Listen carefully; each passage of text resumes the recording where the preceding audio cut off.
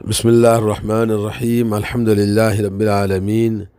وصلی اللہ علی نبینا محمد وعلی آلہ وصحبہ اجمعین۔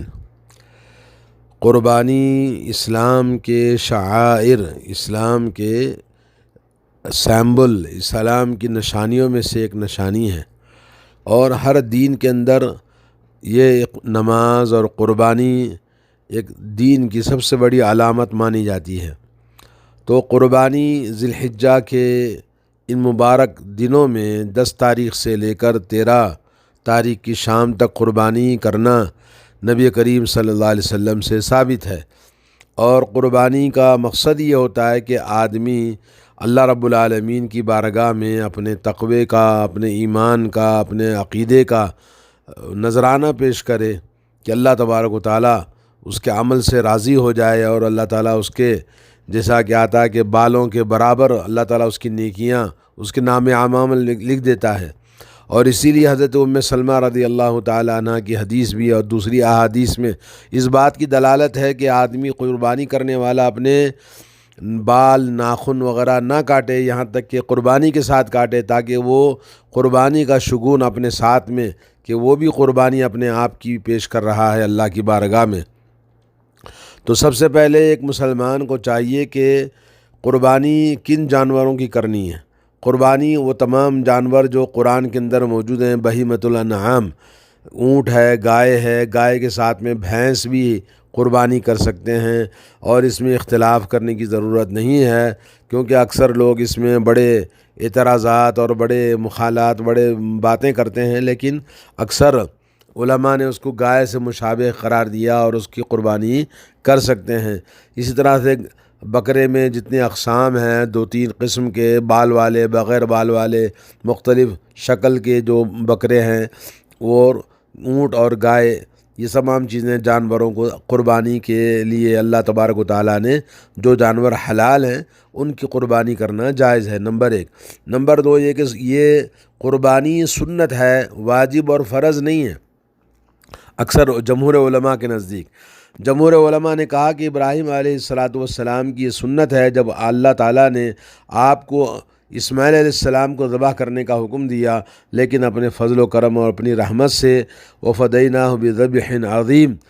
ذبح عظیم یعنی دوسرا ایک اللہ رب العالمین نے جنت کی قربانی سے ان کے بدلے میں قربان کر دیا۔ اور یہ ہمارے نبی علیہ السلام کی سنت ہے، جیسا کہ حضرت انس بن مالک رضی اللہ تعالیٰ عنہ کی حدیث ہے، ضحى النبی صلی اللہ علیہ وسلم بکبشین املحین اقرنین، رسول اللہ صلی اللہ علیہ وسلم نے 2 بھورے رنگ کے سینگ والے بکرے ذبح فرمائے اپنے ہاتھ سے۔ آپ نے بسم اللہ کہا اور تکبیر کہا، اور اس کے بعد اپنے پیروں کو اس کے گال پر رکھ کر آپ نے ذبح کیا، جیسا کہ صحیح بخاری صحیح مسلم کی حدیث ہے۔ تو جمہور علماء کے نزدیک یہ سنت مؤکدہ ہے، جیسا کہ حدیث دلالت کرتی ہیں کہ اللہ کے نبی صلی اللہ علیہ وسلم اپنی زندگی کے مدینے کی تمام عمر میں آپ نے ہر سال قربانی دی ہے۔ اور بعض حنفی مذہب میں اور حنبلی مذہب میں اس کو واجب کہا ہے اس آدمی پر جس کے پاس استطاعت ہے، اور اسی کو علامہ ابن تیمیہ اور ابن عثیمین وغیرہ نے بھی کہا ہے۔ جن لوگوں نے اس کو واجب کہا ان کے پاس دلیل یہ ہے کہ رسول اللہ صلی اللہ علیہ وسلم کا فرمان ہے، من وجد ساعة فلا يضاحی فلا يقربن مصلانا، جو شخص قربانی کرنے کی استطاعت رکھتا ہے، کشادگی موجود ہے، اور قربانی نہ کرے تو وہ شخص ہمارے مصلی کو نہ آئے، عیدگاہ کو نہ آئے۔ یہ مسند احمد ابن ماجہ اور حاکم کی حدیث ہے، اور صحیح البانی نے کہا ہے اس کو۔ اور تیسری بات یہ ہے کہ قربانی ایک ہی بکرا ذبح کرنا تمام گھر والوں کے لیے، خاندان کے لیے، جس کو وہ خاندان کا سرپرست ہے، سب اس کے اندر داخل ہو جاتے ہیں۔ جیسے حضرت عائشہ رضی اللہ تعالی عنہ فرماتی ہیں کہ نبی کریم صلی اللہ علیہ وسلم نے فرمایا، جب اپنی قربانی آپ ذبح کر رہے تھے تو آپ نے فرمایا، بسم اللہ اللہم تقبل من محمد و آل محمد و من امت محمد، صحیح مسلم کی حدیث ہے، آپ نے بسم اللہ کہنے کے بعد میں کہا کہ یہ محمد اور امت محمد کی طرف سے ہے، تو جن کی بھی آپ نے نیت فرمائی تو وہ تمام اس کے اندر داخل ہو جاتے ہیں۔ تکلفاً دو دو تین تین حصے یا پوری گائے، جیسے کہ ایک جذباتی ہمارے پاس ایک ماحول ہے، ایسا کوئی نہیں ہے۔ ایک بکرا ذبح کرنا سارے خاندان کے لیے کافی ہے۔ اور چوتھی بات یہ ہے کہ قربانی یہ زندوں کے حق میں شریعت کا حکم ہے، اور یہ اللہ کے نبی صلی اللہ علیہ وسلم نے جیسے فرمایا، اور نبی علیہ الصلوۃ والسلام جو قربانی کرتے تھے، آپ کے گھر والے، خاندان کے اور صحابہ کرام، وہ سب زندوں کی بات ہے، مردوں کا وہاں پر کوئی دخل نہیں ہے۔ آئیے مردوں کی طرف سے قربانی کرنے کے سلسلے میں علماء کے 3 اقوال ہیں۔ پہلی بات تو یہ ہے کہ زندوں کے تابع مردے بھی قربانی میں داخل ہو جاتے ہیں، تو آدمی جیسے زندوں کی کرتا ہے ویسے اپنے مردوں کی بھی قربانی اگر کرنا چاہے الگ سے زندوں کی کرنے کے بعد میں تو یہ جائز ہے، جیسا کہ نبی کریم صلی اللہ علیہ وسلم نے آپ نے قربانی فرمائی، اور اپنے خاندان والے گھر والوں کی طرف سے، اور اس میں زندہ بھی داخل ہیں مردہ بھی داخل ہیں، تو زندوں کی کرنے کے بعد اس میں مردوں کی نیت کرنا کافی ہے۔ نمبر 2 یہ ہے کہ اگر مردے وصیت کر کے مر جائیں، مرنے والا کوئی آدمی، خاندان کا بڑا بزرگ آدمی، تو اس کی طرف سے قربانی کر سکتے ہیں، جیسا کہ اللہ تعالیٰ کا ارشاد ہے فَمَن بَدَّلَهُ بَعْدَ مَا سَمِعَهُ فَإِنَّمَا إِثْمُهُ عَلَى الَّذِينَ يُبَدِّلُونَهُ إِنَّ اللَّهَ سَمِيعٌ عَلِيمٌ۔ جو شخص اللہ تعالیٰ نے آپس میں جو وصیت ہے، اس وصیت کو سننے کے بعد میں اس وصیت کو جو لوگ بدل دیتے ہیں تو ان کا گناہ انہی پر ہوگا، جیسا کہ اللہ تعالیٰ کا ارشاد ہے سورہ بقرہ آیت نمبر 181۔ اور تیسری بات یہ مردوں کے سلسلے میں قربانی کرنے کے لیے ایک علماء کرام نے کچھ جائز قرار دیا ہے کہ وہ مستقل زندوں کی کرنے کے بعد میں، اور وہ مردوں کے لیے الگ سے جیسے ایصال ثواب کے طور پر حج کرتے ہیں، صدقہ اور خیرات کرتے ہیں، ویسے ہی اگر کوئی آدمی قربانی کرے تو کوئی حرج نہیں ہے، کر سکتا ہے۔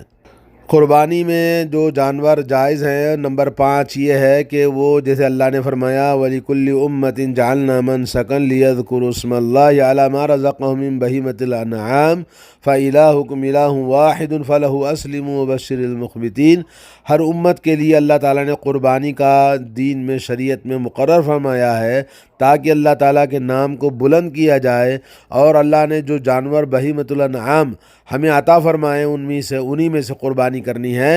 اور تمہارا خدا تو ایک ہی اللہ ہے، اور اسی کے لیے تم اپنے آپ کو اس کے حوالے کرو، اور خوشخبری ہے ان لوگوں کے لیے جو اللہ رب العالمین کی توحید کو اختیار کرتے ہیں۔ سورہ حج آیت نمبر 34۔ اور قربانی یہ جو بکرا ہے 2 قسم کے، اور گائے ہے اور اونٹ ہے، اور گائے کے ساتھ میں بھینس کو بھی شامل کر سکتے ہیں، کیونکہ ہمارے یہاں اس کی گائے کا پرابلم ہے، تو بھینس کی اگر کوئی قربانی دے تو وہ جائز ہے۔ اور ان بہیمۃ الانعام کے علاوہ جیسے اب دوسرے جو جانور ہیں، کوئی ہرن ہے، کوئی مرغی ہے، یا مرغا ہے، یا اس طرح کی اور چیزیں، اس کی اجازت نہیں ہے۔ اور دوسری بات ہے کہ قربانی کے لیے شرط یہ ہے کہ آدمی قربانی کا جانور اس کا عمر کا شریعت نے بتایا ہے، اسی حساب سے قربانی کا جانور ہونا چاہیے۔ پہلی بات ہے کہ اونٹ اگر ہے تو 5 سال کا چاہیے، اور اگر گائے ہے تو گائے اور بھینس 2 سال کی مکمل عمر ہونا چاہیے۔ اور تیسرا ہے کہ جو بکری ہے وہ 1 سال کی ہونی چاہیے، اور اسی طرح سے وہ جو بکرا ہے جو بالوں والا جس کو ہم بھیڑ کہتے ہیں، اس کے لیے بھی 1 سال، اگر 1 سال کا نہ ملے تو 6 ماہ کا بھی اگر ذبح کر سکتے ہیں، 6 ماہ سے بڑا ہونا چاہیے۔ حضرت جابر رضی اللہ تعالیٰ عنہ سے حدیث آئی ہے، رسول اللہ صلی اللہ علیہ وسلم نے فرمایا لا تذبحوا الا مسنۃ، اور جانور ذبح نہ کرو مگر یہ کہ وہ عمر کا لحاظ رکھنا چاہیے۔ الا یتعثر علیکم فتذبحوا جذعۃ من الضان، اگر وہ بھیڑ بالوں والا جو بکرا ہوتا ہے اگر وہ ملنا مشکل ہو جائے 1 سال کی عمر کے بعد والا، تو 6 ماہ کے بعد کا بھی ذبح کر سکتے ہیں، جیسا کہ صحیح مسلم کی حدیث ہے۔ تیسری شرط قربانی میں یہ ہے کہ وہ عیب سے پاک ہونا چاہیے، یعنی اس کے اندر نبی کریم صلی اللہ علیہ وسلم نے فرمایا کہ اربع لا تجزئ فی الاضاحی، 4 باتیں ہیں جو قربانی میں جائز نہیں ہے وہ جانور۔ پہلی بات یہ ہے کہ وہ کانا، اور جس کا کانا پن بالکل واضح طور پر ہو، یعنی اندھا جیسا ہو، ایسا جانور نہیں ہونا چاہیے۔ اور دوسرا بیمار، جس کی بیماری بالکل واضح ہے، گوشت ہی جسم میں نہ ہو تو بیمار جانور ذبح نہیں کرنا ہے۔ نمبر 3 یہ کہ لنگڑا، اور جس کا لنگڑا پن بالکل نہ ہو، ایسا جانور ہونا چاہیے۔ اور نمبر 4 یہ ہے کہ یہ جانور بالکل دبلا پتلا اور خالی ہڈیاں اس کے جسم میں ہیں، ایسا نہیں ہونا چاہیے۔ یہ مسند احمد میں اور تمام حدیث کی کتابوں میں سنتوں کی موجود ہے۔ حضرت براء بن عازب رضی اللہ تعالیٰ عنہ کی حدیث میں بھی یہی معنی ہے کہ یہ 4 جو علامتیں بتائی گئی ہیں، ان کے علاوہ جو جانور سلیم ہے، پاکیزہ ہے اور سلامتی والا ہے، اس کو ذبح کر سکتے ہیں۔ اور جانور نبی کریم صلی اللہ علیہ وسلم نے خصی والے 2 بکرے ذبح کیے، جیسا کہ حدیث کے اندر مسند احمد کے اندر موجود ہے۔ تو خصی والا جانور عیب دار نہیں ہے، بلکہ وہ اچھا ہوتا ہے گوشت میں، تو اس کو ذبح کر سکتے ہیں۔ چوتھی شرط قربانی میں یہ ہے کہ آدمی جانور کو عید کی نماز کے بعد ذبح کر سکتے ہیں، ایام تشریق کی عصر کے بعد تک، غروب شمس سے پہلے تک چاہیے جانوروں کو ذبح کرنا۔ من ذبح قبل الصلاۃ فلیذبح شاۃ مکانہا، اگر نماز سے پہلے کوئی ذبح کرتا ہے تو اس کو پھر نماز کے بعد دوسرا جانور ذبح کرنا چاہیے۔ اور جو آدمی نماز کے بعد ذبح کرے تو اللہ کے نام سے ذبح کرے، جیسا کہ اللہ کے نبی صلی اللہ علیہ وسلم کی سنت ہے کہ آپ صحیح بخاری صحیح مسلم میں آپ عید کی نماز کے فوراً بعد ذبح کرتے تھے۔ اور چھٹی بات یہ ہے کہ افضل قربانی میں جو جانور ہیں، سب سے پہلے اونٹ ہے، پھر اس کے بعد گائے ہے، بھینس ہے، اور اسی طرح سے ان دونوں کے بعد میں وہ بالوں والا بکرا بھیڑ ہے، اور اس کے بعد بغیر چھوٹے چھوٹے بال والا جو بکرا ہو ہے، ان تمام کو ذبح کر سکتے ہیں جی۔ اور اونٹ میں اور گائے میں 7 حصے لگائے جا سکتے ہیں، اور 7 آدمیوں کا اس میں حصہ مل سکتا ہے جی۔ تو جانور قربانی کا موٹا تازہ ہونا چاہیے۔ اور نمبر 7 یہ ہے کہ جو آدمی قربانی کا جانور ذبح کرنا کا ارادہ ہے، وہ اپنے بال، ناخن اور وہ چمڑا وغیرہ اپنے جسم سے نہ کاٹے۔ اور جانور 8 یہ شرط یہ کہ قربانی میں آدمی اپنے ہاتھ سے ذبح کرے اور اس کو آرام سے، یعنی آسانی کے ساتھ اس کو ذبح کرے، تکلیف نہ دے جانور کو۔ نمبر 9 یہ ہے کہ آدمی جانور کو خود اپنے ہاتھ سے ذبح کرے، زیادہ افضل ہے، یا یہ کہ کسی سے ذبح کروائے تو سامنے کھڑے ہو کر ذبح کرائے، اور اس میں کسی جانور کا گوشت وغیرہ مزدوری میں نہ کاٹے، یا چمڑا وغیرہ جو ہے مزدوری میں نہیں دینا چاہیے۔ اگر چمڑا ہے تو وہ اس کو ہم صدقہ اور خیرات کر سکتے ہیں۔ نمبر 10 یہ ہے کہ قربانی جانور ذبح کرنے کے بعد اس کا گوشت کھانا اور اس کو ہدیہ دینا اور اس کو صدقہ اور خیرات کرنا، یہ سب چیزیں سنت ہے۔ اور اس کے اندر قربانی کا گوشت نبی کریم صلی اللہ علیہ وسلم، جیسا کہ حضرت سلمہ بن اکوع رضی اللہ تعالیٰ عنہ کی حدیث ہے، نبی کریم صلی اللہ علیہ وسلم نے فرمایا کلوا واطعموا وادخروا، کھاؤ اور کھلاؤ اور اپنے لیے ذخیرہ بھی بنا کے رکھ سکتے ہیں، یہ بخاری کی حدیث ہے۔ تو اس کے اندر تینوں چیزیں، فاطعموا القانع والمعتر، اللہ نے قرآن میں بھی حکم دیا ہے کہ ہم قربانی کا گوشت جو محتاج ہیں، فقیر ہے، اور جو قریبی ہے ان کو، یعنی اس میں جیسا کہ مشہور ہے کہ 3 حصے کیے جائیں، اور تینوں حصوں میں ایک حصہ اپنے گھر کے لیے، دوسرا اپنے رشتہ دار دوست و احباب ہیں، تیسرا محتاج اور فقیر لوگوں کے لیے ہے۔ اور اگر گھر کے ہی لوگوں کے لیے سارا گوشت کافی ہوتا ہے تو پھر اس کو ذبح کر کے اپنے ہی گھر کے اندر کافی ہے، ذبح تقسیم کرنا ضروری نہیں ہے، کہا علماء نے۔ جی ہاں، اگر کیونکہ پہلے زمانے میں